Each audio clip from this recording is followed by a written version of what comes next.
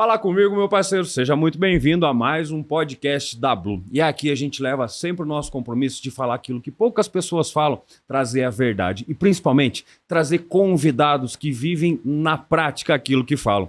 Hoje, meu camarada, você vai pegar uma aula com o Dr. Alceu Rodrigues, né? Ele está aqui hoje, é advogado tributarista, sócio e fundador do Chaves e Maran Advogados. Isso. Legal, mais de 23 anos de escritório e 26 anos de advocacia. Parceiro, obrigado pelo teu tempo. É isso mesmo que você faz? Qual que é o teu know-how aqui? Me conta só um pouquinho da tua vida, do teu cotidiano, Alceu. Obrigado, Kowalski.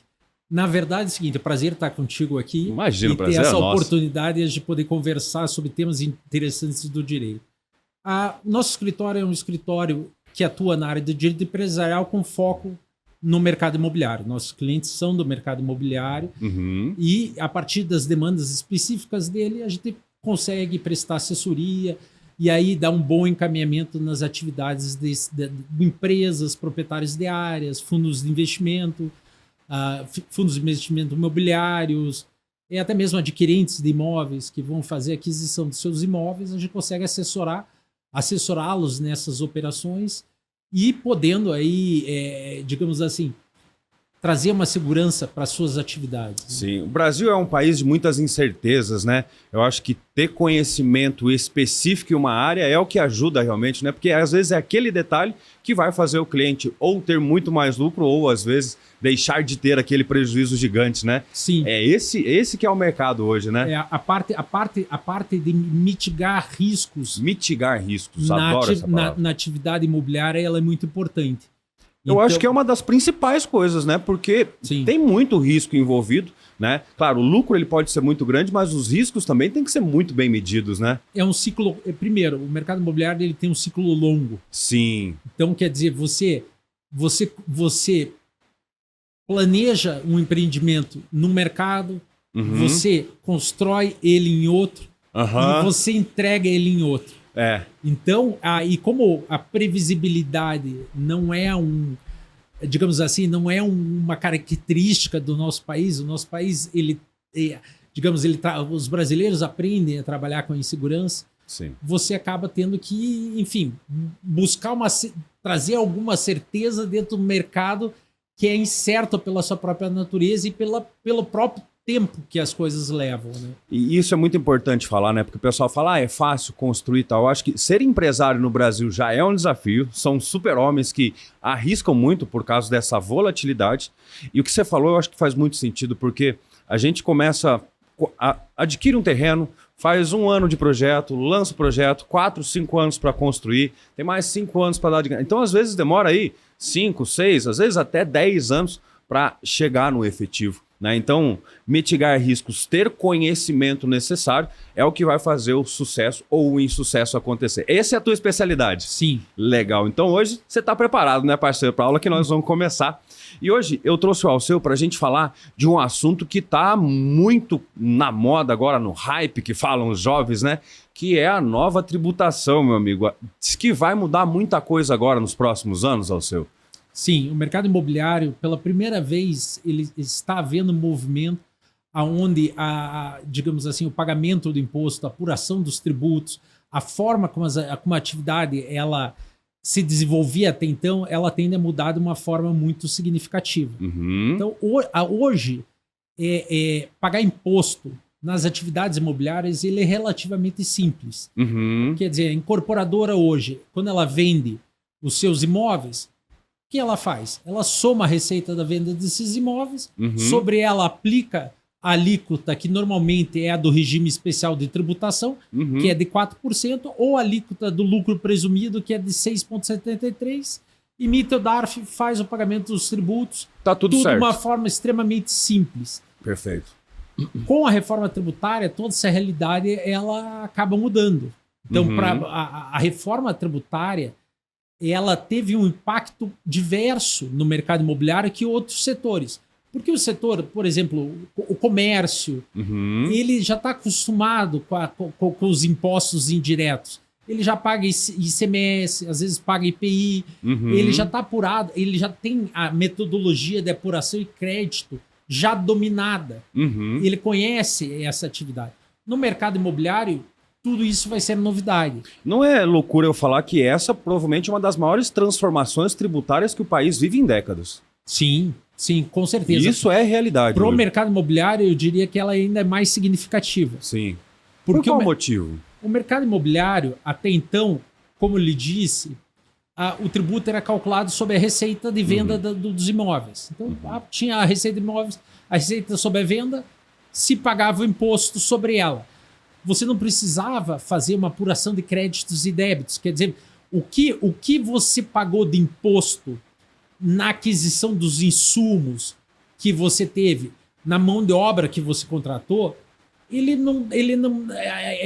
tinha uma repercussão na formação do teu preço de venda do teu imóvel, porém, assim, o quanto que aquele fornecedor pagou de imposto, o quanto que ele te gera de crédito, qual é o tipo de atividade que ele tem, se é uma atividade que gera crédito ou não gera crédito, nada disso tinha relevância. Perfeito. Hoje começa a ter relevância em todos esses aspectos. Sim, a partir do momento que a reforma começar a entrar assim em vigor de forma efetiva, lembrando que a reforma tributária ela vai avançando de 2026 até 2032. Ela vai ser implantada aos poucos, é Sim, isso? na verdade, o que vai acontecer? As alíquotas dos tributos do IBS e da CBS, elas vão crescendo no decorrer desses anos. Então, elas vão sendo progressivas. E a partir dali vai começar a ter efetivamente um maior impacto. Perfeito. Então não é um impacto imeditado, ele vai ser um impacto, né, que vai acontecendo aos poucos. Vai acontecendo aos poucos. A gente vai ter esse ano, que é um período de teste, que é onde o IBS e a CBS vão totalizar lá 1% dos tributos que vai ser recolhido, mas assim, é um período meramente de teste para que as empresas comecem a se adaptar nesse novo momento. Exatamente. Por exemplo, quando você vende um imóvel hoje, você não precisa emitir uma nota fiscal. Com a reforma tributária, você vai ter que emitir uma nota. Hoje, quando você loca o imóvel, você não tem uma nota fiscal. Com a reforma, você vai ter que passar a emitir uma nota fiscal de locação. Então, já começa... Está prestando um serviço. Exatamente. Já começa uma formalidade. Você já começa a ter que ter uma formalidade maior que hoje não existe. Hoje, quando você vai comprar um imóvel, você... Simplesmente um contrato é o suficiente para documentar aquela venda. Perfeito. Hoje, você vai ter que emitir uma nota efetivamente quando você vende um imóvel, quando você loca o imóvel. Então, você já começa por aí já uma complexidade. Inclusive, o próprio governo ele está, digamos assim, atrasado com a definição dessas regras de formalidade, que em janeiro já era para essas formalidades passarem a serem observadas. Porém, o governo não teve tempo, não houve tempo hábil para o governo, ou houve digamos assim... Nunca vamos saber. Algum desacerto que eles não conseguiram ainda colocar isso de pé. Então, Quer dizer, hoje as empresas elas estão aguardando a formalização que venha definido qual é o tipo de nota que você tem que emitir, quais são os campos obrigatórios que você precisa preencher, que uma vez vindo isso, para que as empresas comecem a se acostumar com essa nova realidade. E na hora que você emite a nota, você vai começar a destacar os tributos que incidiram ali sobre aquela nota. Então você vai começar a dar ciência pro teu adquirente de unidade quanto de imposto ele está pagando ali naquela nota. Mas deixa eu perguntar, hoje então se fala muito da reforma, muita gente tem medo de um aumento gradativo e muito rápido dos imóveis. Como que você vê isso? Os imóveis eles vão ser, né, no momento já impactados ou isso vai acontecendo aos poucos? Na reforma existem os regimes de transição. Então o que ocorre? Existe o regime de transição para a alocação, existe um regime de transição para a incorporação, existe um regime de transição para o loteamento. Então, basicamente, o que diz a lei? A lei fala que as incorporações que foram registradas até 31 de dezembro de 2028 e que o incorporador tenha afetado essa incorporação, tenha constituído patrimônio de afetação sobre essas incorporações e tenha optado pelo regime especial de tributação, ele pode manter a tributação que hoje é vigente até o término daquele empreendimento, até a venda da última unidade. Ele vai manter conforme a lei que ele averbou lá o protocolo, né? Exatamente. A lei o que acaba acontecendo? Como o mercado imobiliário ele tem um ciclo muito longo, tem muitos incorporadores que adquiriram o terreno, desenvolveram os projetos, até mesmo aprovaram os projetos antes da reforma tributária estar em vigor. Consequentemente, a legislação, o legislador, ele trouxe trouxe esses regimes de transição justamente para permitir que não ocorra uma mudança das regras no meio do jogo. Sim. Porque, vamos falar, né? Se muda de uma hora para outra, os caras não vão ter tempo de se adaptar e o mercado para. Se parar a incorporação no Brasil é um grande problema, né? Sim, e não só parar a incorporação. Como você vende o imóvel, o incorporador ele vende imóvel aonde ele digamos, o recebimento à vista é a exceção nas vendas. Sim. A maioria das unidades que foram incorporadas e estão sendo comercializadas, eles são vendidos para que o comprador pague um preço que, digamos assim, normalmente é da metade para menos do valor do imóvel, pague no decorrer das obras, e a parte mais substancial seja pago quando da entrega do empreendimento. Perfeito. Consequentemente, se vem a mudança da regra no meio dessa fase, o que acabaria acontecendo? O incorporador poderia ter um prejuízo, porque ele vendeu aquele imóvel considerando que ele teria uma carga determinada, e no final ele poderia ter uma carga muito maior. Então, consequentemente, esses regimes de transição tendem a mitigar esse impacto negativo. Então, perfeito.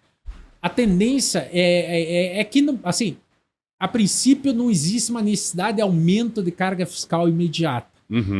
Mas, obviamente, o empresário ele não trabalha só olhando para o presente. Ele está sempre olhando para o futuro. Legal. E os novos projetos, aí sim, esses novos projetos tendem a vir com preços diferenciados. Por quê?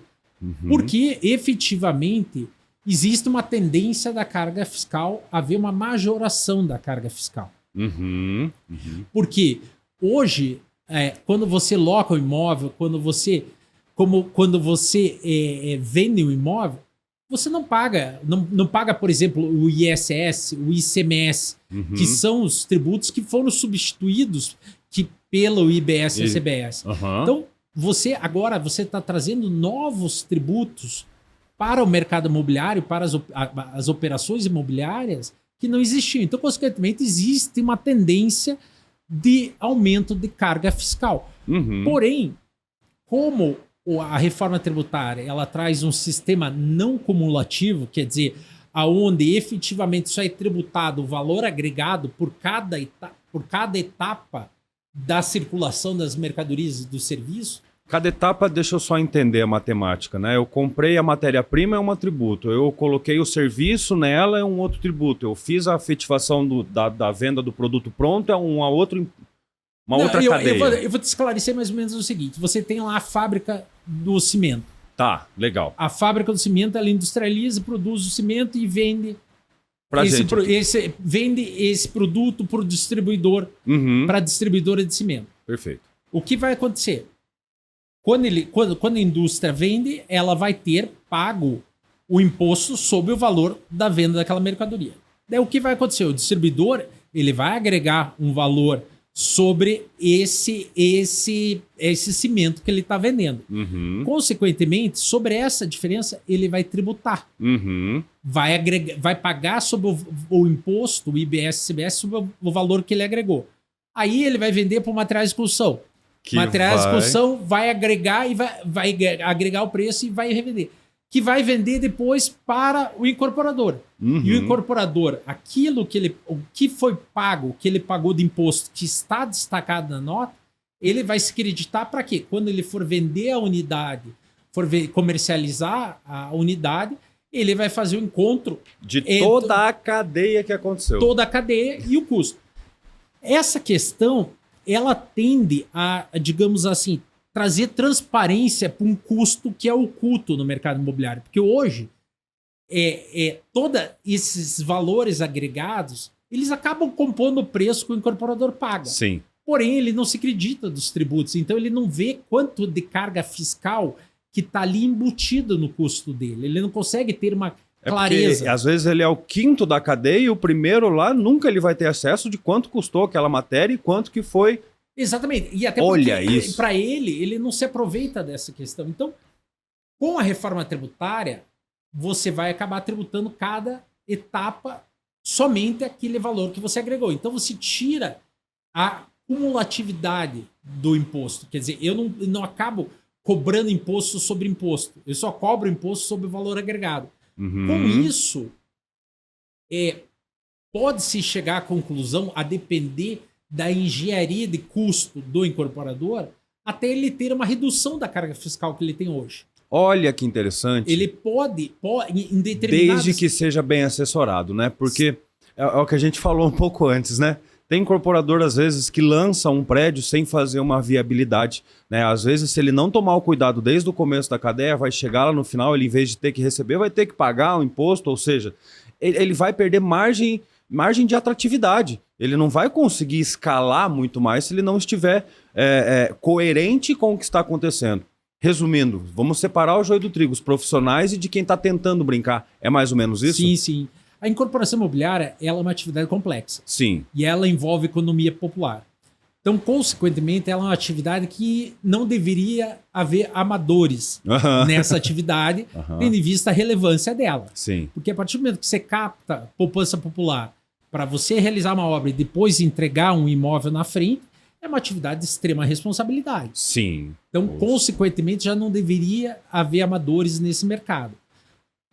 Agora, a complexidade do sistema, ele vai exigir muito mais do empresário. Quer dizer, hoje o empresário, quando ele fazia um estudo, atualmente, quando ele faz um estudo de viabilidade, a carga fiscal dele é 4% sobre o preço de venda. Então ele pega lá a receita dele toda de venda, coloca no papelzinho de pão ali. Ele sabe qual é a carga fiscal.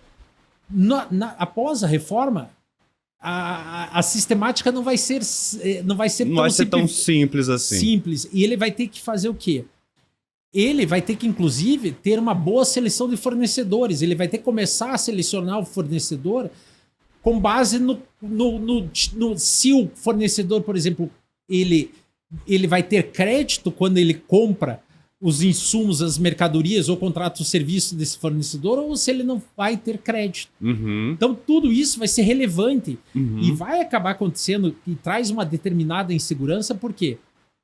Porque o incorporador ele só vai saber qual é o custo efetivo dele fiscal, qual foi o custo efetivo naquele projeto, só quando ele concluir. Nossa Na hora senhora. que ele pagar a última despesa, que aí ele vai saber quanto que efetivamente ele apurou de crédito e quanto que ele tem o débito aqui e fazer o encontro. E para entender qual foi o custo fiscal dele. Então, assim, a reforma tributária impõe para o mercado imobiliário um aumento de complexidade muito significativo. Então, hoje, os departamentos fiscais das incorporadoras, que são aquelas pessoas que estão lá dedicadas efetivamente para apuração de crédito e débito, eles são praticamente inexistentes, porque hoje... Era muito simples. Exatamente, o incorporador limita uma DARF, recolhe o imposto, acabou, ele tem a receita dele, não existe nada mais... Você vai ter bastante trabalho daqui para frente, Alceu. Existe uma tendência de complexidade. A gente entende que assim, o incorporador, a pessoa que atua no mercado imobiliário, ela vai ter que buscar uma assessoria para entender como é que o sistema funciona. É porque assim, quando a gente fala de um imóvel, um projeto, é 50, 100 milhões, né? E quando a gente fala de impostos, uma grande parte disso tudo vira. A falta de preparação é o que vai separar o jogo, né? De quem consegue fazer ou não. E aí é onde, como é que eu posso falar? O conhecimento, né, é o que vai falar se o cara vai continuar construindo ou não vai continuar construindo, né? A gente vai para um mercado muito melhorado para os próximos anos. Talvez passe por algumas dificuldades, né, alguns incorporadores, né, e fica o recado, né, para os parceiros que assistem, né, procurem se antecipar a tudo isso para não deixar, como você falou, imagina, na última hora eu vou descobrir quanto que tem e aí, que é que acontece com o lucro? Que às vezes já não é tão grande. Não, exato. E assim, a reforma ela demanda uma profissionalização maior, Perfeito. ela demanda um estudo maior de como vai ficar, como é que vai ficar as operações. Quer dizer, hoje, até que as empresas entendam o sistema, operem, se tornem o dia a dia delas, vai acabar acontecendo que ela vai ter que começar a estudar. Pô, se vale a pena para ela contratar um fornecedor que é do Simples, lembrando que o Simples ele não gera crédito nessa operação. Então, quer dizer, se eu contrato um fornecedor meu que é do Simples, eu não vou, naquilo que eu paguei de imposto que está, digamos assim, embutido naquele preço daquele serviço ou aquela mercadoria que eu comprei, eu não vou poder me acreditar. Então, quer dizer, aquele custo que eu tive não me gera crédito para eu bater com a minha saída, que é o valor de venda dos meus imóveis. Então, eu não vou ter esse crédito. Então, vai acabar acontecendo que os incorporadores vão começar a fazer uma seleção desses profissionais e começar a avaliar aquilo que vale a pena contratar ou não. Quer dizer, aquelas pessoas que não geram crédito, provavelmente elas vão ter que ter um preço menor para que se torne atrativo. Porque se ela tem o mesmo preço, o incorporador vai acabar selecionando aquela empresa que gera crédito para ele. Por quê? Porque ele vai ter uma economia na hora dele pagar o imposto. Então, isso vai haver uma necessidade de formalização maior, uma necessidade de estudo, de preparação. Então, esses anos até a reforma se tornar efetivamente, entrar em vigor plenamente com toda a carga fiscal, digamos, as empresas que atuam, as pessoas que atuam no mercado imobiliário, elas vão ter que vai ter que ter todo um estudo e que até agora era extremamente simples. Quer dizer, todo mundo sabia quanto que tinha que pagar. O locatário, ele sabe, o locatário, pessoa jurídica que recebe aluguel, ele sabe que ele ia pagar 11,73 até 14,53 sobre o valor do aluguel e pronto. Agora não, ele vai ter também um regime de apuração de créditos e também acaba acontecendo que, a depender do porte da atividade da pessoa física, ela vai acabar sendo equiparada para fins de tributação a uma empresa.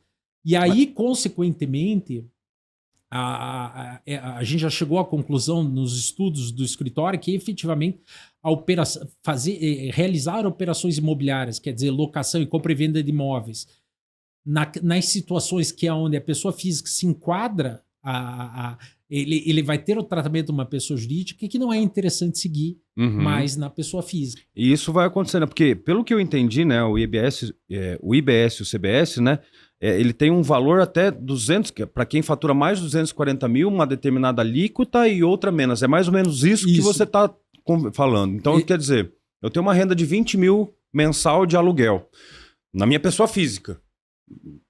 Com a lei 100% implantada, não vai fazer sentido eu ter isso na minha pessoa física. Assim, se você passar desse limite, porque ainda você estaria aí nessa situação que você relatou, você estaria no limite dos 240 mil reais. Mas vamos pensar que você ultrapassou, ou você tem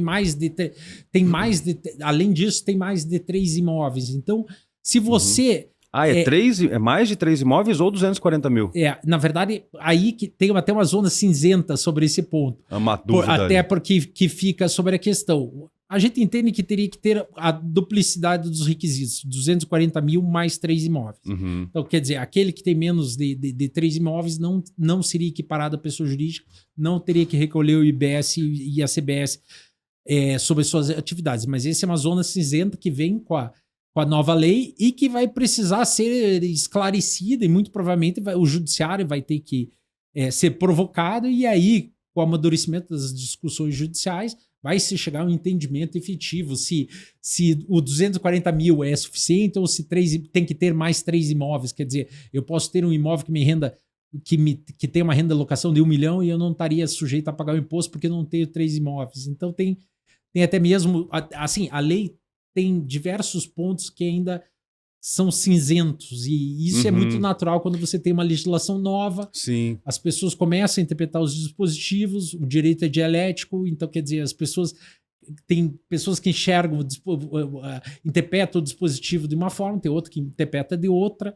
obviamente, o fisco vai sempre ter uma interpretação que leve a uma maior arrecadação fiscal, já o contribuinte vai ter sempre uma interpretação que gere uma menor carga fiscal, e essas visões divergentes, elas vão acabar gerando conflitos, e esses conflitos vão ter que ser resolvidos numa primeira etapa pelos os órgãos julgadores, os administrativos, os conselhos de contribuintes, e depois, obviamente, vai ter que ser a parte que se sentir prejudicada vai acabar levando isso ao judiciário, e o judiciário, aí, quando amadurecer essas discussões, vai ter que dar uma resposta sobre essas zonas cinzentas. Mas, assim, é natural quando quando está vendo uma mudança, digamos assim, robusta e significativa das regras que hoje estão vigentes. Hoje é o que todo mundo fala, que, né, o imóvel pode ser complicado ter lá na frente e tal. Então, essa zona cinzenta que é a dúvida ainda, né? O pequeno investidor, vale investir ainda no meu CPF? O que é que eu faço para me proteger ou para evitar um pouco o que pode vir a acontecer? Né? O que você sugeria hoje uma pessoa que está formando uma carteira de investimento imobiliário, né? Nesse momento, com as informações que a gente tem, para onde esse pequeno investidor, que ele compra bastante, né? Que às vezes está comprando, já tem um imóvel para morar, está comprando um segundo, pensa num terceiro, para onde esse cara deve ir? A primeira questão, ele deve buscar uma assessoria para que ele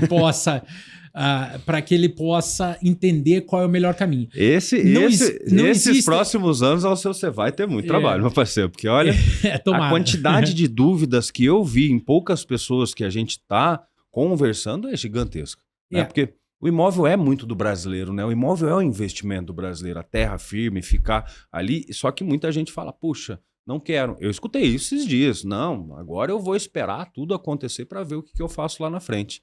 Né? A tendência, o imóvel, ele sempre foi...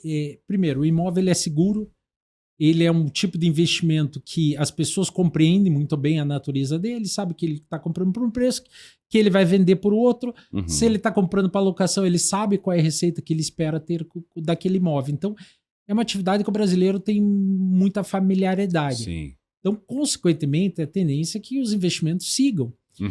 E assim, não vejo razão para que, digamos assim, o desconhecimento gere uma não atratividade, uma não realização de investimentos. Quer dizer, não me parece que as pessoas devem deixar de investir nos imóveis porque desconhecem as regras ou desconhecem o regime tributário ao qual ele está sujeito. Na verdade, as pessoas têm que buscar a assessoria correta, como assim, a negociação de imóvel, ela envolve valores significativos. Sim. Então, ela demanda assessoria. Então, ela tem que ter... É recomendável sempre que as pessoas que, quando forem realizar operações imobiliárias, elas busquem uma assessoria. Hoje, quem tem vários imóveis mesmo já deve buscar uma assessoria para já entender o valor do imóvel, entender o que acontece com ele. Sim, e para que ela possa também formatar os instrumentos contratuais de uma forma adequada, resguardando os seus direitos e interesses. Quer dizer, a partir do momento, a pessoa, se ela está investindo bastante dinheiro na aquisição do imóvel, ela deve separar uma pequena parte desse valor para ter uma boa assessoria. Para quê? Porque ela tendo uma boa assessoria, e uma assessoria contábil, fiscal, jurídica, ela vai conseguir garantir que aquele investimento dela está sendo feito da forma mais segura possível. E ela entendendo toda a operação, quer dizer, ela entendendo que quanto que ela vai pagar quando vai vender, ela entendendo quanto que ela vai pagar quando locar, ela entendendo que tipo de crédito ela vai poder se aproveitar, que tipo de crédito ela não vai poder mais se aproveitar. Mas, de um modo geral, a gente vê que a atividade imobiliária na pessoa física, isso é fato, vai ser mais onerosa, porque você vai somar o 27,5% que já é pago, isso eu digo para aquela pessoa que já tem uma receita que já passa do limite ali da tabela progressiva, ela já vai estar sujeita a 27,5% de imposto, e aí, consequentemente, essa pessoa, ela somando essa alíquota, a alíquota do IBS e CBS, isso aí vai chegar a patamares de 35%, 36% de carga fiscal. Quer dizer, um terço do que a pessoa tiver de receita na venda do imóvel ou numa locação vai acabar ficando para o fisco como o pagamento de tributos. Então, a pessoa jurídica, ela permite uma redução. Não é uma diferença tão expressiva como existe hoje. Uhum. Hoje, por exemplo, uma pessoa que loca o imóvel na pessoa física, ela tem que pagar o 27,5%. Uhum. Se ele loca o imóvel através de uma pessoa jurídica, ele paga de 11,33 a 14,53. É metade quase metade, né? É metade. Então, hoje já é extremamente interessante. Na frente, essa diferença, ela tende a encurtar, mas ainda vai haver uma diferença importante. E a carga fiscal tende a ser menor na pessoa jurídica. Perfeito. Ainda que com a tributação do lucro e toda essa questão. Aí a gente volta naquilo da preparação, de compreender o que você tem, do que vai fazer com o seu patrimônio para realmente, né, dar um patamar legal para os próximos anos, né? Mas assim, ó, aí é uma pergunta minha mesmo, né? Quando a gente fala de imposto, eu sou empresário, tô pensando no meu ponto, né? Ah, o cara me cobrou um imposto. Pô, se eu vou revender, eu vou repassar esse imposto. Então, o consumidor final de locação é que vai ter um primeiro momento, talvez um reajuste um pouco mais expressivo da locação também, né? Sim, porque o que ocorre? Vai acabar acontecendo que o locador ele vai ter um custo que ele não tem hoje. Perfeito. Então, consequentemente, esse custo vai ter que ser repassado. E vai acabar acontecendo também que é o seguinte, se o locatário, quem loca o imóvel, ele for uma pessoa jurídica, o que ele paga pela locação, o que ele pagou do imposto que está ali destacado, ele vai poder se aproveitar nas suas atividades. Então, por exemplo, eu, advogado, eu loco, meu escritório de advocacia loca o imóvel. Tá. Então, o que vai acontecer? Quando eu estou pagando aluguel, vai estar o IBS e CBS que eu estou pagando, que é o valor agregado ao valor da locação. Ele vai ser acrescido ao valor da locação e eu vou estar pagando ele. Aquele valor vai me servir de crédito para quando eu for pagar o IBS e CBS na minha atividade jurídica, quer dizer, nos meus serviços jurídicos, eu vou poder aproveitar aquele crédito para compensar com o meu débito. Então, o que leva a isso? Vai acontecer que, primeiro, existe uma tendência à formalidade, porque a partir do momento que eu gero crédito, eu vou exigir do meu locador a formalidade. Eu vou querer a nota, vou querer declarar que eu estou pagando o aluguel. Então, consequentemente, a informalidade, quer dizer, muitas vezes aquelas pessoas que têm contrato de locação e pagam e que hoje não se preocupam se o locador está declarando ou não está declarando, e muitas vezes nem declara o que pagou, o que é errado já desde hoje, já é uma irregularidade, mas agora essa irregularidade ela vai ter um custo, porque você vai perder o aproveitamento que você poderia ter lá na frente. Exatamente. Eu acho que isso tem muito a ver com a questão do que estão falando, que é o CPF dos imóveis agora, né? Sim. E isso ele vai mudar muito o jogo também, né? Vai colocar basicamente todos os imóveis na formalidade e quem quiser aproveitar lá na frente é estar legalizado, né? É esse o resumo da ópera, né? O CIB, o Cadastro de Imóveis Brasileiro, ele traz uma luz sobre a situação dos imóveis, quer dizer, as autoridades fiscais das 3 esferas, federal, estadual e municipal, eles vão começar a entender qual é a destinação dada a cada imóvel. Quer dizer, eles vão poder cruzar informações entre o proprietário do imóvel. Primeiro, aparece o proprietário do imóvel, por exemplo, o José. Daí ele vai ver lá, tem o José, tem esse imóvel. O imóvel está lá na rua Inácio Lustosa. E ele vai cruzar e vai ver que, calma aí, mas o José não mora na Inácio Lustosa, ele mora lá na Avenida Marechal Floriano. Aí o fisco vai pegar e vai poder enxergar e falar o seguinte: José, o que você está fazendo com esse imóvel da Inácio Lustosa? Me explique aqui o que você está fazendo. Aí vai acabar acontecendo que aquela locação que estava oculta, ela vai se tornar visível para o fisco, porque o fisco vai ver que o José, na verdade, ele está alocando para o Calil. E o Calil tem o endereço lá no imóvel, que é o imóvel do José. E aí, ao cruzar essas informações, ele vai falar, mas o Calil está morando no imóvel do José a qual título? Existe um comodato, que houve um empréstimo de imóvel, quer dizer que é gratuito, que daí não estaria sujeito ao IBS e CBS, ou existe ali uma alocação que não está sendo declarada nem pelo Calil que está pagando e nem pelo José que está recebendo. Então, existe uma tendência do que uma tendência de formalização das atividades. Uhum. Seja porque ocultar vai ficar bem mais difícil por conta dos cruzamentos que vão ser feitos pelo fisco, como também vai ficar pela necessidade de quem paga de ter o crédito sobre o valor que pagou. Uhum. Quer dizer, ele se aproveitar daquele valor para compensar com as suas atividades. Além disso, o CIB vai permitir também o fisco verificar a regularidade de transações, que muitas vezes as transações são feitas por valores muito abaixo do que está sendo praticado e também muito acima do que é praticado, que a gente não pode esquecer que também existe a lavagem de dinheiro. Então, muita gente, às vezes, para dar origem a determinados imóveis, para um dinheiro que ele tem lá, ele vende o imóvel por um valor muito acima do mercado, consequentemente, ele tem origem para aquele dinheiro que ele tem, faz uma operação com pessoas, digamos, interligadas e toda essa questão, ele acaba regularizando aquele dinheiro. Então, tudo isso tende a, digamos assim, ficar mais difícil. Eu não acredito que a sonegação vai deixar algum dia de existir. Uhum. Mas vai ficar bem mais apertado o cerco. Vai ficar. A tecnologia já vem dificultando muito a vida do sonegador. Uhum. Então, e agora vai ficar ainda mais difícil. E as 3 esferas vão entender muito bem o que é feito com cada imóvel.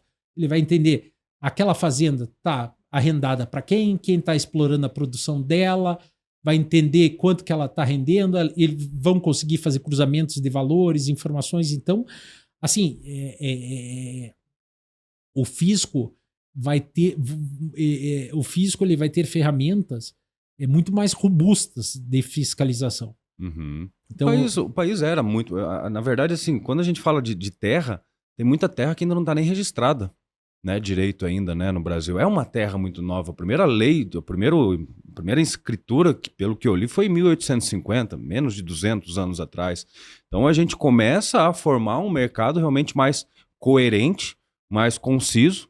Talvez até no futuro esses próprios números possam mostrar o potencial do Brasil, né, para outros mercados de crescimento, alguma coisa nesse sentido, né? E também você elimina, a gente não pode esquecer que a sonegação é uma ferramenta de competição desleal, né? Então, se você compete com alguém que sonega... Uhum. Ótimo, perfeito. Quem anda na linha certa vai... Então, a partir do momento que todo mundo paga imposto, você tem uma competição mais justa. Perfeito, claro. Mas é fato. Eu entendo assim que já existe acho que o brasileiro já entendeu que assim, é mais que justo que as pessoas busquem, é absolutamente legítimo que as pessoas busquem uma economia fiscal. Uhum. Isso é absolutamente legítimo. Sim. As pessoas têm o direito de se organizar para pagar menos impostos sobre aquela determinada operação. Isso já é válido. Uhum. Porém, ela não pode utilizar expedientes fraudulentos, simulação. Então, ela não pode querer ocultar o fato gerador de forma dolosa ou simplesmente dizer que aquela operação financeira que ocorre todo mês não está ocorrendo. Perfeito. Então, assim, eu entendo que vai haver acho que o brasileiro vai começar a dar mais valor para as práticas lícitas de planejamento tributário. Quer dizer, ele vai se preocupar mais em buscar alternativas legítimas, lícitas, para pagar menos imposto. Uhum. E aquela simplesmente não deixar de pagar o imposto, porque eu falo, você não consegue concorrer com a sonegação, ninguém, seja quem assessora, seja quem compete, não existe. A sonegação, digamos, ela inviabiliza qualquer tipo de competição. Sim. A tendência é que esse jogo comece a se equilibrar um pouco melhor. Uhum. E assim, você fica com o mercado melhor estruturado. Agora é fato que no Brasil a gente paga muito imposto. Sim. Então, gostaria de ter a expectativa que a partir do momento que as pessoas, como assim, todas as pessoas estão pagando imposto, que consequentemente aquela sonegação que havia, que se deixou de haver, houve um incremento da arrecadação, houvesse uma diminuição da carga fiscal. Mas a gente sabe que no Brasil é uma utopia. Que a saciedade do governo por recurso ela é perpétua e permanente. Então, enquanto isso, esse cenário se se permanecer, a gente sabe que o que vai acontecer? Vai haver uma formalização, uma maior arrecadação, mas o governo, por outro lado, vai também aumentar os seus gastos. E aí, quer dizer, aquela sonhada redução de carga fiscal que toda pessoa tem, a gente acaba ela ficando, digamos, longe ou só No sonho. No sonho, exatamente. Eu fiquei com uma dúvida, né, em relação aos créditos, né? Vamos imaginar de um investidor puro imobiliário, né? Você falou que eu posso reter um crédito para usar em outra função, mas se eu tenho só a função imobiliária, como é que funciona esse crédito? É que é importante o seguinte: quando você tem uma incorporação imobiliária, você adquire assim, milhares de insumos, mercadorias, você contrata diversos tipos de serviço. E o que vai acabar acontecendo? Cada tipo de atividade tem o seu custo fiscal, o imposto que pagou. E aí o que vai acontecer? Você, quando paga, cada imposto, cada produto que você, cada mercadoria que você adquiriu, vai estar destacado na nota o valor do imposto que você está pagando. Aí o que vai ocorrer? Esse valor vai para você vai escriturar esse valor e você vai ter um livro de apuração, onde você vai ter os teus créditos versus teus débitos. E aí você vai fazer um encontro de conta entre eles e recolher sobre a diferença o teu imposto. Entendi. Então, quer dizer, você vai se creditar do imposto que você pagou nas cadeias anteriores. E esse é um ponto que, fazendo simulações e estudos, a gente, em determinadas situações, a depender da margem de lucro da incorporadora, pode ser que a carga fiscal dela seja até inferior à que ela paga hoje, menos que os 4%. Então, é assim, e considerando que ainda existe um crédito, na reforma existe você tem o redutor de ajuste e o redutor de valor. Então, com esses mecanismos, pode ser que você tenha efetivamente, você venha pagar menos imposto do que você paga hoje. Perfeito. Só que, é claro, isso só vai ficar claro quando nós soubermos efetivamente quais são as alíquotas do IBS-CBS. Isso a gente não sabe ainda, só existem estimativas que as alíquotas vão ficar entre 25% e 28%, mas não sabe efetivamente qual será a alíquota que vai ser praticada. Você não sabe você não tem uma composição ainda do tipo de fornecedor que você tem para saber qual é a carga fiscal desses fornecedores, para você poder efetivamente simular qual é o volume de crédito que você vai ter. A gente vai jogar no escuro por uns tempos. Sim. Eu acho que assim, a incerteza que hoje ronda o mercado, que eu acho que é o principal entrave da reforma. Existe muita incerteza. Sim. O tempo e a prática tende a minorar esse problema. Mas eu já vou até me adiantar, daqui uns 6 meses eu vou te convidar de novo, né? Porque eu acho que aí a gente vai ter um cenário mais concreto e poder montar até cenários, né, para os nossos, né, ouvintes, né, tudo mais, porque assim, o jogo ele vai continuar. A necessidade de moradia é necessidade básica. A gente tem muito mais gente querendo comprar do que imóvel sendo produzido, né? Então essa matemática ela precisa fechar, né? Ela precisa, né, colocar essa engrenagem, porque essa incerteza é o que ronda o mercado hoje, que fala, meu Deus, será que eu vou, será que eu não vou? Mas imóvel sempre ele é a opção mais garantida, né? Pelo menos assim, vamos falar, não vou ter problemas tão grandes no futuro, tá arriscado, uma rede da internet, ela some do dia para noite. O imóvel, ele tá ali, né? Físico, que se pode pegar, né? Sim, e assim, as pessoas, elas têm um melhor conhecimento, uma familiaridade muito grande com o imóvel. Então, ela acaba, assim, você compreender o mercado de ações, o mercado de opções, ele é um mercado, existe uma complexidade muito grande, são poucas pessoas que têm conhecimento, digamos assim, do que existe hoje de produtos financeiros para investimento. O imóvel, a pessoa sabe que ela compra, ela sabe, tem uma ideia de quanto ela vai vender, ela sabe que se ela não, se o preço cair, ela não vende, ela segura o imóvel, ela aloca. Então, quer dizer, o imóvel traz muita segurança para o brasileiro. Esse novo modelo de negócio também, ele fala um pouco sobre o short stay. né, sobre as mudanças de locação que existe nessa modalidade, que é uma febre não nacional, mas mundial, né? Hábitos, necessidades, comportamentos das próprias cidades mudaram a respeito do short stay. O que essa nova lei fala desse negócio, vamos falar assim? Essa é uma questão bem importante, porque hoje a locação de curta temporada ou de curto período, ela é tributada como se locação fosse.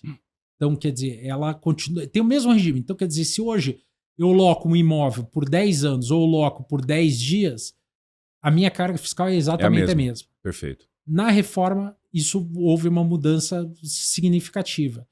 Na reforma, a locação de curta temporada, o short stay, ele vai acabar sendo tributado com a mesma regra da hotelaria.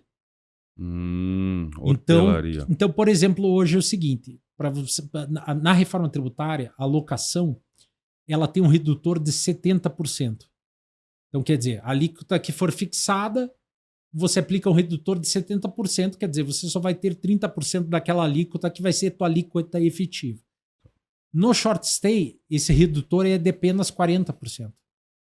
Então, quer dizer, vai ser praticamente o dobro da alíquota que vai ter que ser paga. Então, isso foi essa é uma modificação representativa.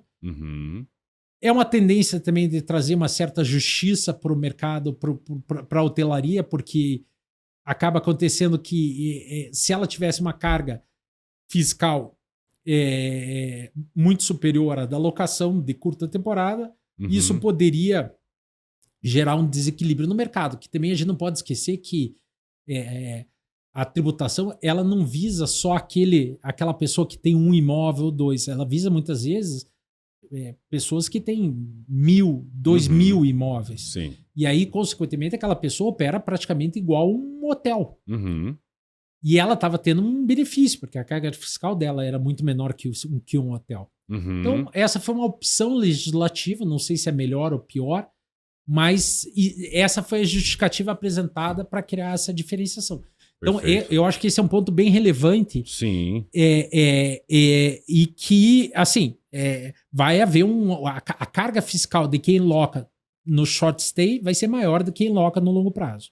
E aí quem vai pagar o consumidor, é o viajante, é quem tá ali. Não existe almoço grátis. Né? É o que hoje eu falo muito pro investidor, né, parceiro? Infelizmente você vai receber uma carga talvez diferente e você vai repassar essa carga, ou seja, só que o efeito Airbnb, o efeito short stay no mundo, ele ficou muito potente. Tem algumas cidades no mundo que eles começaram a bloquear o Airbnb porque o preço das locações tradicionais aumentaram porque tinha muitas pessoas colocando o imóvel do short stay, né? Então, também é um cenário nebuloso para os próximos tempos, o que vai acontecer, porque o short stay, ele eleva o preço de uma determinada localidade, né? Por atrativos, por alguma coisa assim. E o mercado hoteleiro também tem que sobreviver nesse período, né? Então, a gente vai equalizar um pouco essa matemática, né? Legal, bacana. Agora tem um outro ponto que eu acho muito interessante, né? Que a gente fala de ITCMD. Isso também teve algumas mudanças aí no cenário? Sim. Essa preparação. Porque o imóvel, ele é bom, né? Só que quando às vezes acontece um falecimento e tal, ele pode ser um pepino também, às vezes para o herdeiro, para a pessoa que não está, para o sucessor que não está preparado a lidar com aquele patrimônio, né? Sim, sem dúvida. A primeira grande modificação da reforma no que diz respeito ao ITCMD foi a progressividade. Então, quer dizer, a reforma trouxe uma obrigação de se criar uma progressividade da alíquota. Então, o que acaba acontecendo? Hoje, por exemplo, no estado do Paraná, a alíquota é fixa de 4%. Então, não importa se o imóvel é de 1 milhão ou ele é de 100 milhões. A alíquota é a mesma. Tá. Com a reforma, essa alíquota ela vai variar, podendo chegar a 8%. Então, o que existe? Existe uma tendência que, conforme for aumentando o patrimônio a ser inventariado, partilhado entre os herdeiros, ou até mesmo o montante doado pelo doador ao donatário, pode acontecer que a alíquota vai acabar sendo maior. Então, quer dizer, quando o patrimônio é muito vultuoso, vai acabar incidindo na alíquota máxima. Quando o patrimônio ele é mais modesto, obviamente, vai pagar uma alíquota menor. Então, essa é a principal inovação. E eu acho que a outra grande inovação que veio e que tende a causar muita polêmica é sobre a questão do valor venal dos bens e principalmente o valor venal de participações societárias, onde a reforma ela trouxe uma necessidade de você avaliar a empresa, inclusive com base, digamos, em resultados futuros. Um valuation completo. Um valuation completo. E isso é extremamente complexo, porque traz uma subjetividade e uma complexidade para você apurar o tributo muito grande. Então, isso independente de empresa, de holding, de... Exatamente. Vai acabar acontecendo o seguinte, muito provavelmente isso vai aumentar o contencioso de forma extremamente representativa. Então, o contencioso nessa área do TCMD, ele tende a aumentar muito nos próximos anos por conta dessas regras. E é claro, daí existem discussões sobre o imposto, se as cotas de uma empresa têm que ser avaliadas pelo seu valor de patrimônio líquido ou se tem que ser avaliado o patrimônio dessa empresa.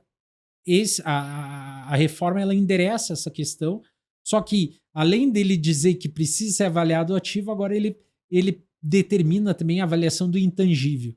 E aí o intangível, ele, digamos assim, ele não tem a mesma objetividade. Você tem realmente... Você vai acabar recaindo na necessidade de uma interpretação fiscal e essa interpretação muitas vezes pode não ser a mais correta. Perfeito. E aí, consequentemente, vai gerar um contencioso que hoje não existe. Então, hoje é 4%. Existe, claro, na holding, sempre existe as questões de planejamento. Muita gente acha que é simplesmente holding. Essa era a minha próxima pergunta, né? A questão da holding familiar. Isso é mito? É realidade? Ela é uma necessidade? Como que é a tua visão? Na verdade, acho que o primeiro ponto é que holding patrimonial não é um produto de prateleira. Não é um produto que você vai lá, você bota e você faz de qualquer jeito. Então não é um produto que infelizmente a gente vê na prática que ela é vendida assim. As pessoas simplesmente pegam o seu patrimônio, colocam numa pessoa jurídica que eles não sabem por que eles estão fazendo isso, qual é o benefício que eles estão fazendo, eles não sabem qual é a necessidade deles futura para esses imóveis e muitas vezes eles estão fazendo um movimento errado. Então, a holding ela tem que sempre ser avaliada de uma forma muito individualizada. A pessoa tem que entender. Primeira questão, o que você quer fazer com esse imóvel? Qual é o teu projeto para esse imóvel? Qual é a tua situação de vida atual? Como é que você vê teus filhos na frente? Como é que você vê a sua vida na frente? Então, porque tem isso, né? Todo grande empresário, ele começa às vezes de baixo, a vida vai passando, vai vendo, e as mudanças, né, emocionais, elas vão acontecendo. E tem um determinado momento em que, e agora, né? Todo mundo vai, né? Os imóveis vão ficar, as pessoas que eu mais amo na vida vão ficar, como que elas vão ficar? Essa eu acho que é uma preocupação muito interessante, porque assim, você está formando patrimônio não é só para você, né? É para deixar todas as pessoas que você ama, de certa forma, um pouco mais confortáveis, né? E aí, qual que é a saída para, né? Qual que é a visão de jogo que a pessoa deve ter nesse pensamento? Ela tem que buscar assessoria. Até parece que eu tô aqui. Que cada caso é um caso, eu te entendo. A gente não tô aqui em benefício próprio, até dizendo isso.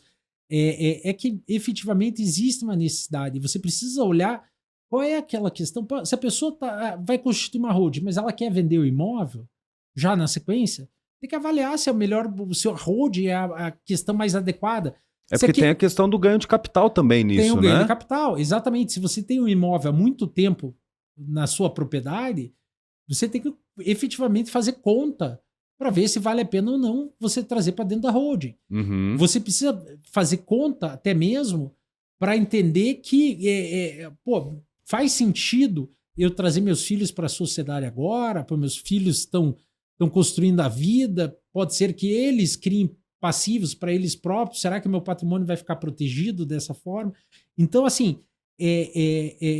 a holding é uma excelente ferramenta, como qualquer ferramenta tem que ser aplicada por quem conhece a ferramenta e sabe como aplicá-la, sabe fazer as perguntas certas, sabe orientar corretamente aquela pessoa para que ele tenha aquele resultado que ele almeja. Não é um produto onde simplesmente você vai lá, pega teu contador, porque você ouviu todos os teus amigos falando que fizeram hold, você pega lá, chega com os teus imóveis, chega pro teu contador e fala, faz uma hold. O contador vai fazer a hold porque o contrato social ele é simplificado. Mas ele não vai entender qual é a finalidade daquela ferramenta. Como é que fica essa ferramenta se você falecer? Quais são as consequências dessa jogada que você está tendo agora? Como é que fica essa questão? Então, eu acho assim, é uma ferramenta que tem a sua utilidade, mas ela precisa ser bem analisada e sopesada todas as questões. Então, é necessário realmente entender de quem quer ir por esse caminho ou quem não quer ir por esse caminho. Uhum. Quem quer, na verdade, a assessoria não deve ser buscada só quando eu quero fazer uma hold. Na verdade, é buscar uma assessoria para saber o que você deve fazer com o seu patrimônio em determinadas situações. Seja porque eu posso ter um insucesso empresarial, seja porque enfim, todos nós vamos morrer, mas caso isso ocorra de uma forma prematura. Então tem que ser tudo isso muito bem pensado. Uhum. E a partir do momento que a pessoa busca uma assessoria, ela tende a ter um bom resultado. E ela também mitiga custos. Uhum. Porque não é barato você constituir uma hold. Uhum. Custa, não só o custo da assessoria, mas o maior custo na hora que você vai constituir uma hold é o custo, por exemplo, de transferência do ITBI que você tem que pagar na transferência. Ainda que exista hoje uma discussão muito representativa que está sendo travada no Supremo, que inclusive existe 3 votos favoráveis ao contribuinte, que pode haver uma tendência de eliminar o ITBI na transferência da pessoa física para holding, mas existe esse pagamento de imposto. Hoje, se você for fazer, você vai ter que pagar imposto ou você vai ter que depositar judicialmente numa discussão judicial. O ITBI hoje é 2,7%. 2,7%. Isso. Então, é representativo. É muito. Então, é muito maior que qualquer custo de assessoria. Então, a pessoa tem que... O benefício disso tem que ser muito grande para realmente valer a pena essa brincadeira. Exatamente. Tem que ser feita uma simulação do quanto que é o benefício que a pessoa vai ter no decorrer dos anos ou no caso de um falecimento versus o custo que ela tem da operação. Então, qualquer pessoa de a providência básica, ela entender esse jogo. Uhum. Pô, tudo bem, eu vou fazer um investimento agora para constituir minha hold, mas quando que eu vou ver o retorno desse meu investimento? Uhum. Em quanto tempo isso vai me retornar, então, vai fazer... Exatamente, por isso que é essencial a busca de uma assessoria e aí realmente para que a pessoa possa optar ou deixar de utilizar essa ferramenta. E existem outras ferramentas de planejamento sucessório, existe testamento. Hoje, muito utilizado também são os seguros, quer dizer, a pessoa está preocupada lá na hipótese que ela venha ter um falecimento. Tem hoje produtos vendidos pelas seguradoras, que são seguros, que vão oferecer para os herdeiros um capital necessário para que eles paguem os tributos, façam a sucessão. Então, enfim, tem muitas ferramentas. Não, e às vezes acontece, né? A falta de preparação, né? Às vezes, na maior boa intenção, a pessoa vai comprando imóvel, e às vezes a pessoa, né? O líder ali falta, as outras pessoas não estão preparadas e aquele patrimônio vira pó em pouquíssimo tempo. Porque às vezes, até mesmo o imposto que é pago, né? Imposto, IPTU. Às vezes, uma grande área, a pessoa não tem, a família não tem o dinheiro necessário para estar arcando com aquilo e ela vai diminuindo. Esse planejamento, né, esse pensamento futuro, principalmente quando se fala de imóveis, é extremamente necessário, né? Exatamente. Porque... Para ter uma liquidez, para que não... Até mesmo para que os herdeiros... A gente nunca sabe o que vai acontecer amanhã. E como que essa pessoa está preparada, né? Porque eu tenho uma cabeça assim, ó, não sei se estou certo ou errado, tem o herdeiro e tem o sucessor, né? O herdeiro, ele ganha e acaba com o patrimônio em segundos, né? O sucessor não, ele já pega o patrimônio aqui e ele eleva esse patrimônio, né? Então, para que isso tenha prosseguimento, esse planejamento, esse entendimento, essa compreensão é extremamente necessário, né? Sem dúvida. Entender o mercado. Foi uma aula, tá sendo uma aula, doutor. Já foi uma hora aqui que eu nem vi passar. Meu parceiro, você corretor de imóveis que ainda não conheceu o Aórulo, você está perdendo uma das melhores ferramentas hoje para você fazer bons negócios. A Aórulo é uma ferramenta que tem todos os lançamentos daquela região e vai te dar muitas opções para fazer. Se você não conhece, entra aí, www.aórulo.com.br, baixa lá que você vai ter todos os lançamentos, inclusive todos os lançamentos da Blue Empreendimentos também. Ah, vai lá, perde não. Parceiro, pra gente fechar um pouquinho, né? Pra gente fechar, né? Porque eu tô até meio tonto aqui. É muita informação por metro quadrado, rapaz. O que hoje você falaria, né, para o consumidor final, né, para quem está pensando em investir, em tudo isso que está acontecendo, o que você falaria hoje, né, para quem olha o mercado imobiliário ainda, quem tem um pouquinho de patrimônio, o que você poderia passar para essa pessoa? Eu acho que a primeira questão é tranquilidade. Boa. Eu acho que tem que haver tranquilidade. O mercado imobiliário ainda ele é extremamente atrativo. Uhum. Existem excelentes oportunidades. É uma forma muito importante de constituição de patrimônio. Uhum. Muitas pessoas acabam amelhando um patrimônio importante através da exploração dos imóveis, seja venda ou locação. Então, que ele procure se informar, procure se assessorar e não deixe de investir. Legal. Show de bola, show de bola. Para quem tá formando patrimônio, é o momento de já fazer uma holding, é o momento de ficar quieto, é o momento de tranquilidade, né? Você acabou de responder. Essa pergunta aqui já veio morta já, porque não adianta se antecipar demais, né? Vamos ter que esperar passar um pouco para a gente entender na prática. Eu diria que é importante que o empresário ele busque entender a sua situação com a maior brevidade possível. O imposto no Paraná ainda é 4%. Uhum. Ele não foi ainda majorado para 8%. A progressividade no Paraná do ITCMD ainda não foi instituída. Uhum. Então, isso tende a ocorrer nesse ano para valer em 2027.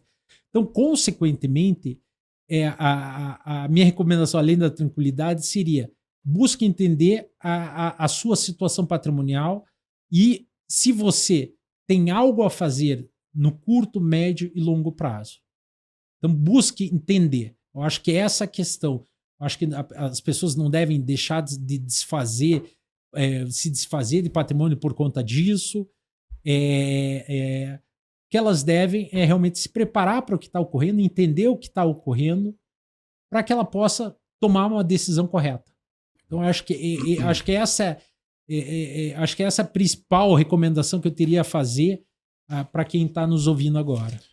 Para a gente resumir a nossa conversa, é um momento de mudança, sim, né? Precisamos estar atentos a tudo que está acontecendo.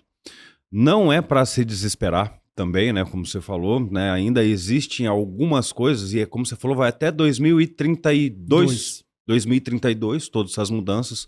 O imóvel não vai ser impactado gigantescamente num primeiro momento, mas sim, futuramente, as pessoas que não estiverem preparadas, né, podem ter alguns problemas na frente. Então hoje é o momento de preparação, né, de entender e compreender a matemática que está acontecendo dentro dessa realidade. Mudanças estão ocorrendo, temos que ficar atentos, basicamente. E como é que a gente pode, como é que eu posso falar?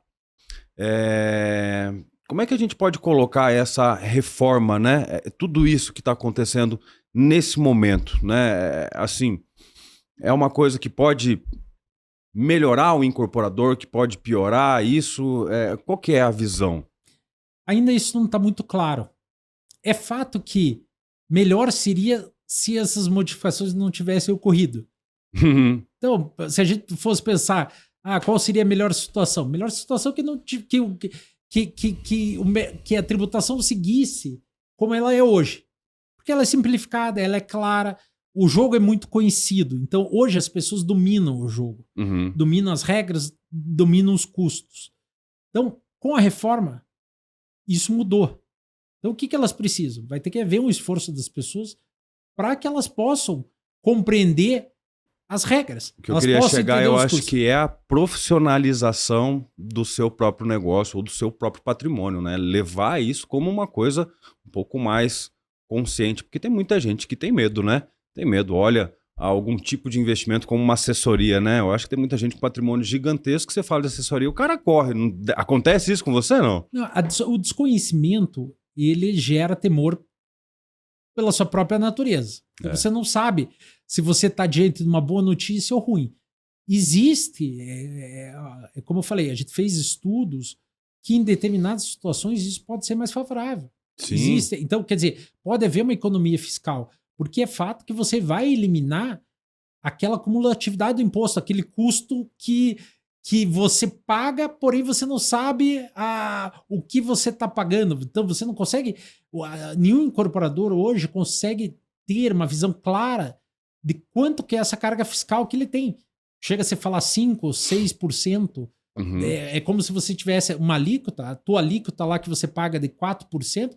Na verdade, quando você considera esses tributos cumulativos, existem estudos que mostram que isso é 10%, na verdade, não é 4%. Porque você está pagando 6% desse imposto que é invisível que está ali na cumulatividade. Com a reforma, isso tende a mudar. Mas eu acho que a partir do momento que o desconhecimento for superado, quer dizer, quando as pessoas entenderem a sistemática, vai acabar surgindo oportunidades. Pode ser que exista um aumento de custo. A gente entende que pode. A tendência é que, na maioria dos casos, exista aumento de custo. Mas vai acabar acontecendo que pode ser também uma vantagem competitiva. Então, por exemplo, se eu compro meu imóvel hoje, estou comprando uma carga fiscal menor. Se o mesmo imóvel na frente vai custar mais, o que vai acontecer? Meu imóvel vai haver uma valorização do meu imóvel, também é uma oportunidade. Sim. Então, assim, eu acho que a questão não é só negativo. Eu acho que a pessoa tem que procurar entender. E como a mudança ela é inexorável, em 2027 vai começar a se pagar, 2029 a CBS vai estar totalmente implementada, em 2032 o IBS vai estar totalmente implementado. Então a realidade está aí à porta. A gente não podemos, digamos assim, tampar fingir o sol com a peneira. Fingir que ela não existe. Então a gente tem que lidar com ela. E como é que a gente lida com ela? Conhecendo. Legal. Eu acho que a partir do momento que você conhece, você começa a entender, você começa a se reposicionar. Você começa a tomar as suas decisões já entendendo aquilo que está vindo ali na frente. Perfeito. Então, acho que o momento agora é de entender, de procurar saber mais como as coisas estão correndo, buscar assessoria para que você não se prepare mal, você não se organize mal. Uhum. E que o imóvel continue ainda como um excelente investimento, uma excelente oportunidade, só que você tem que saber jogar o jogo, né? Exatamente. Quanto mais você estiver preparado, quanto mais profissionalizado tiver, melhor vai ficar teu patrimônio, melhor vai ficar teus lucros. É mais ou menos por aí, doutor? Exatamente. Meu amigo, que satisfação imensa pela sua aula, viu? Muito legal o seu tempo. Eu acho que é um movimento que mexeu com o mercado, que está mexendo com o mercado, ter pessoas com o seu conhecimento que já está há tanto tempo e especializado, isso aqui vai bombar, meu parceiro, esse podcast aqui, porque é um conhecimento muito necessário e o medo está no mercado. A gente que está no front, que conversa com as pessoas, está todo mundo muito pensativo. Eu vou sair daqui muito mais calmo hoje, muito mais calmo, muito mais consciente, né, de tudo que está acontecendo. Parceiro, muito obrigado de coração pelo teu tempo mesmo, né, por ter participado do nosso podcast, ter conversado um pouquinho. E já fica meu convite, que a gente vê como é que vai estar esse mercado daqui a algum tempo. Valeu mesmo. Sem dúvida. Eu que agradeço, um prazer estar aqui, um prazer pela nossa conversa. Espero que tenha sido esclarecedora e a gente possa aí contribuir com esse entendimento e diminuir as incertezas. Contribuiu demais, meu amigo. Contribuiu demais. Tenho certeza que o teu trabalho daqui para frente, né, já é extremamente necessário, mas mais ainda vai ser necessidade básica, né? Para quem quer formar um patrimônio, quer deixar alguma coisa nessa terra, alguma coisa legal aí, com certeza é o teu conhecimento que vai mudar o jogo, né? Principalmente o incorporador que às vezes não está vendo isso ainda, né? O imposto pode ser aquela rasteira que ele nem está vindo, né, que pode pegar ele lá na frente e nem tá preparado, né? Show de bola. Obrigado mesmo, doutor Alceu. Satisfação imensa, viu? Da mesma forma. Valeu.